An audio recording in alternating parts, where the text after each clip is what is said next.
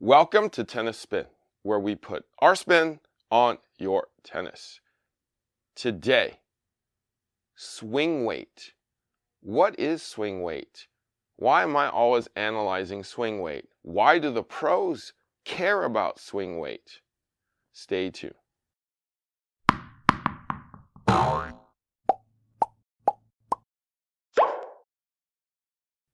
All right, so good morning to everybody out there. Coffee sponsor of today is Suraj. Suraj writes, love what you have to share every day. My question is there a difference when it comes to grip sizes of the rackets as compared to buying a smaller grip and then applying 1, 2, or 3 over grips? Will there be a difference in stability? That's a great question. I remember when I was little, I would have like a quarter grip or a 3/8 grip, and instead of taking off over grips, I would just keep piling them on. I probably had a 5/8 at the end of the day with maybe 5 or 6 over grips on there. It's personal preference, as I like to tell people. Most rackets have a thing called bevels, which are these squared off lines here. The more you put over grips on, the more these become rounded. So when you have 2, obviously these are getting more rounder. You put 3, probably don't feel them too much anymore.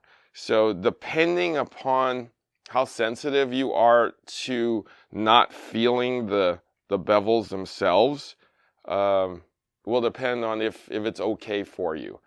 Most people don't notice unless you're really particular. So I would probably say no if it doesn't matter to you. But if you're super particular about feeling where you are on the racket, then probably want to get maybe one size smaller than what you're used to. Try not to do 2, okay? Not 2 sizes. So if you're a 3/8, don't get an 1/8, get a quarter, okay? All right. So thank you for the coffee. Hopefully I helped you out. If you want to be my coffee sponsor of the day, network is buymeacoffee.com/tennis spin. This is actually it's actually Italian roast today. I was kind of surprised to see that at Pete's. It's actually one of my favorites, but it's rarely there. So happy to have this. It's giving me a good kick of Java right now. If you want to just support the channel and hook the channel up, check out my super thanks tab below. It's a mouthful. Just click on it and you can contribute as much or as little as you like. All right. Check out my new hat. You can purchase it at tennisspinusa.com. All right. So I'm going to hold my Italian roast for a second here and talk about what we're going to talk about today. I'm liking that, and I'm liking it really hot right now. As you know, when I measure out rackets for you guys, I look at weight, balance, and swing weight. Now, what exactly is swing weight, and why do I measure it? Why is it important? Well, I know a lot of pros, when they come in or when I get the call to customize a bunch of rackets, number 1 on the list of how important their racket is matching swing weight. Because what they want is to feel the weight of the racket cut through the air the same way. Did you understand that? So when you hold a racket and you do this, all right, you can actually tell if it's lighter or heavier when it's past your hands. So the whole racket, because you're holding it on the bottom and you're swinging it like a pendulum, okay? And when you do that, you feel the force, you feel the weight in your hand. When it's lighter than your normal racket, you feel it, and it probably cuts through faster. When it's heavier, there's a little more drag. So what a person of pretty high caliber want is just kind of consistency. They want to know that my first racket is about the same weight, balance, and swing weight, right, as the 7th or the 8th racket, right? When Fed picks up one of his rackets, he's just going to be confident, okay, it's going to feel the same. It's going to go through my swing path the same. I'm going to be able to flip my wrist up at the end without any hesitation that it's going to feel a little different, because he will know. And a lot of pros will know when it's a little off, okay? Now, there's a high number and a low number to swing weight. When it's a low number, you get head speed. You get a faster head. Therefore, easier to swing, easier to bring up, easier to spin the ball. When there's more swing weight, it's easier to plow through the ball. Okay? Did you get that? So let's say I want to spin the ball. I probably don't want a lot of swing weight. I want to come over the ball so I can brush. If I want to hit through the ball, I probably want more swing weight so I can hit through the ball and have it finish for me. So flatter hitters probably want more swing weight. Spinny people, like top spinners, they probably want a head lighter racket that has less swing weight. All right, did you get that? Now, I've been struggling because when I switched to these Blackout 300 extendeds, I customize everybody's rackets, and I'm kind of tired of customizing my own because it takes time. So I was literally trying to play with these in stock form just to prove to myself and to everybody out there that, I can do it without messing with my racket. I tried it for about a month, and I couldn't hit through the ball, is what I noticed. I was hitting rainbows. And I was like, man, how come I can't flatten this out? And when I wanted to throw it at it, I caught it too flush a lot of the times, and it just sailed out. So when it's in stock form, it's great if you want spin, for sure.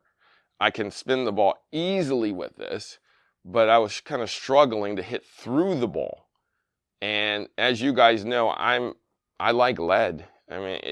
My old rackets are like 13 ounces, if not more. So I was like, okay, fine. So I started tinkering with my rackets. Add a little lead, add a little more lead. Finally, here's my Frankenstein. Solinco Frankenstein. Blackout. And then there's a 10-gram butt cap in here that only Solinco makes. So it's not, it's a 2x4, okay? You know those weapons of back in the Stone Ages when they have a stick and then a big ball at the end that you swing around? Well, this is kind of what that feels like a wrecking ball, modern day wrecking ball, okay? But let me show you though. Let me show you the difference in the swing weight. Let me show you the difference in the numbers. Let's turn on the scale. We'll start with the stock stuff, okay?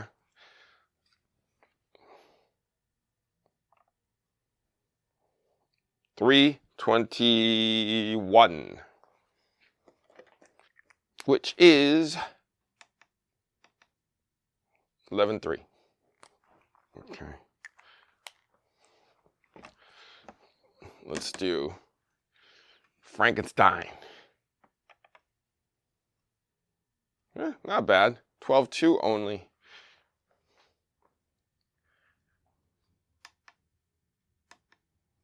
$346. Now, let's grab the balancer. Here's the thing though, I may not be done with the lead. I know. If it's only 12.2, I might not be done.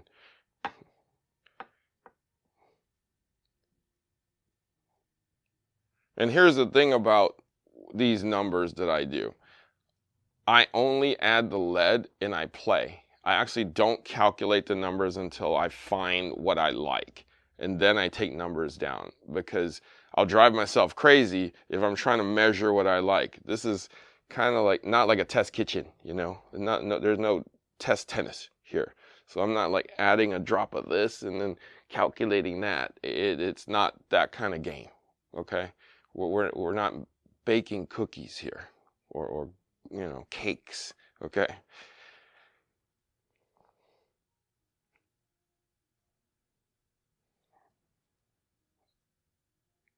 $320 on the balance of a standard.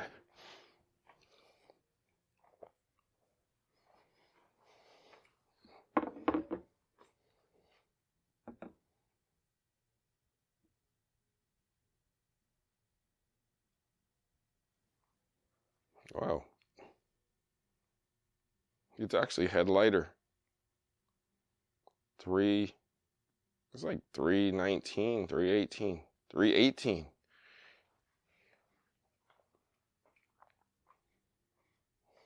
Check that out, huh? That's interesting, huh? I put so much weight into that 10 gram thing that it's making it fall this way. All right. Let's try swing weight. All right, swing weight time.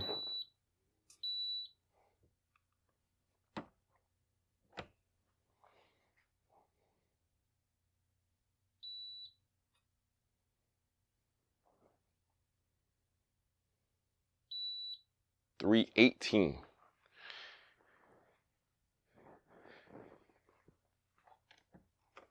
$318. All right.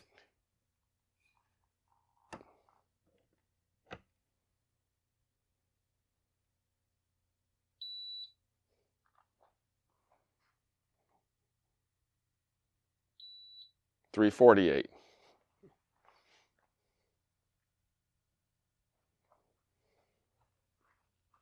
All right, 318, 348. Let's take a look. All right, so let's take a look at the numbers. Almost a whole ounce heavier.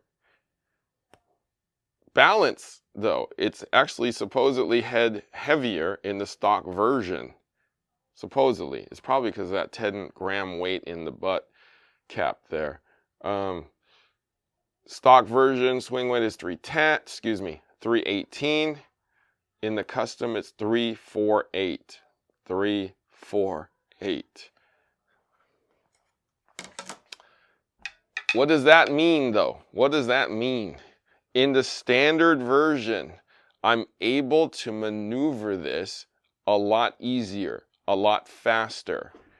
Hey, what's up, bud? Oh, hey, it's Elliot. What you got, Elliot? Bearing gifts. I know. All sorts. Ooh, Yonex. Maybe a racket. A racket from Yonex. Some bags. Ooh, look, you just put it right there, man. Thank you so much. My man went to Belize. A couple weeks ago, went to Belize, went to the jungle, did a couple island trips. Did you see a python that was as big as you? No, but we did see a couple alligators and all. It was amazing. Nice. So, Nice. you guys have a good day. I'm glad you had a good trip. Thank you. Oh, cool. Yeah, he told me he was like, I'm gonna go to Belize. I'm like, that's cool. So if you don't know what Belize or where Belize is, it's actually like a rainforest. You live in the jungle. It's very tropical. it's kind of enclosed in trees and water, and in pictures it looks beautiful. It's not somewhere I would visit because I'm not really one with nature. I'm a city boy. So, but I'm glad, Elliot works really hard, and I'm glad he got to go away for 2 weeks and kind of be one with nature. He said he got bit a lot by mosquitoes. So if you decide to go, get a lot of off and an anti, insect repellent, okay? All right. But anyways, going back to swing weight here. So in the standard form, I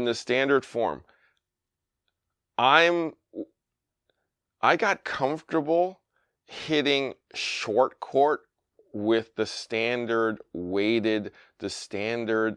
swing weighted form of this racket. But I struggled when I went to the back and started swinging.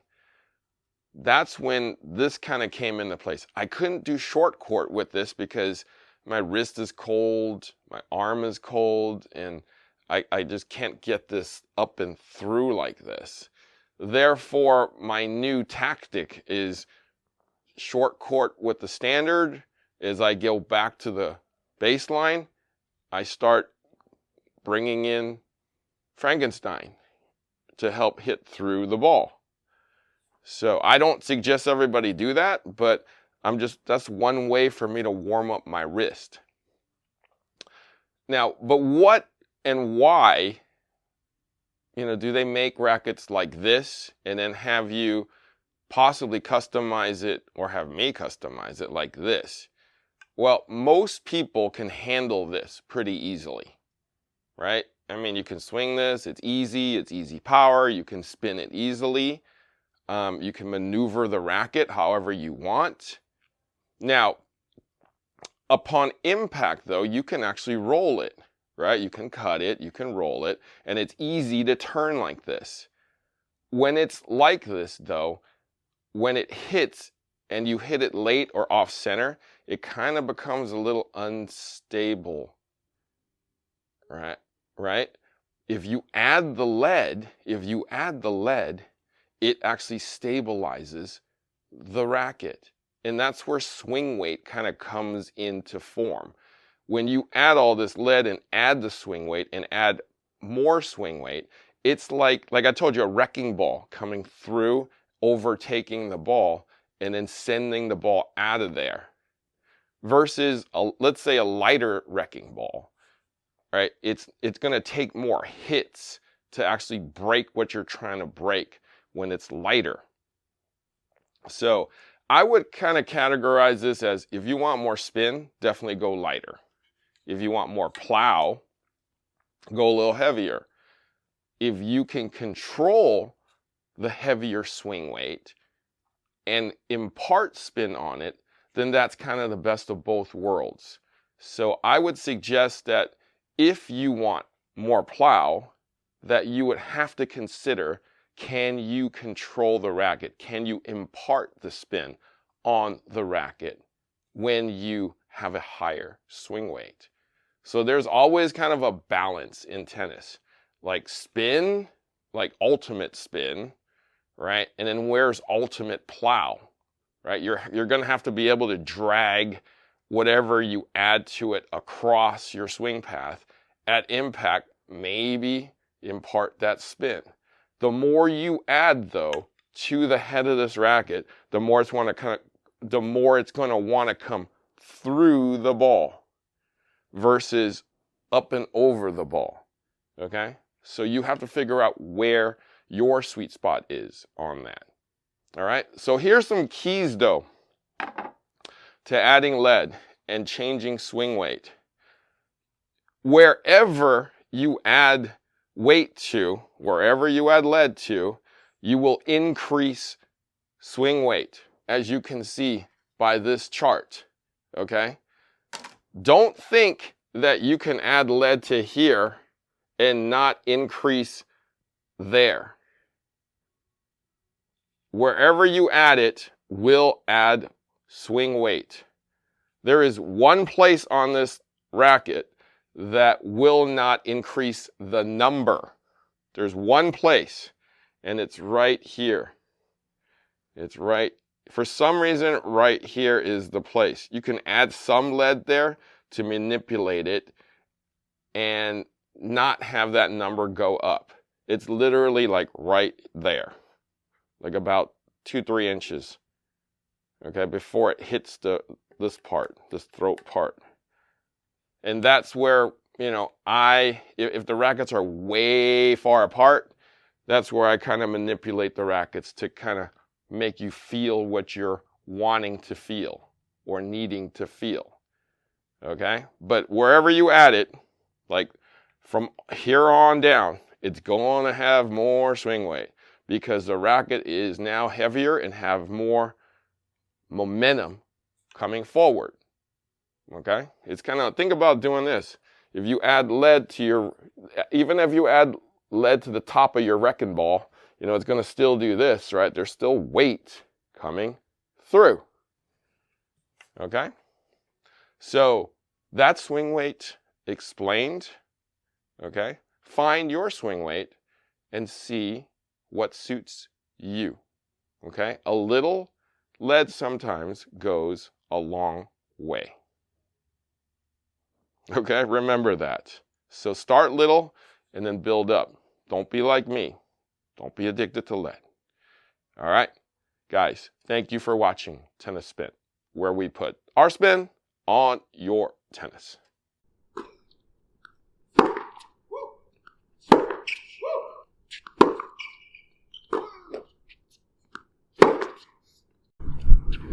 Hey man, you can tell he been through some emotional damage. No man, you look like you went through hell and back. You need some AP tennis. That's what you need.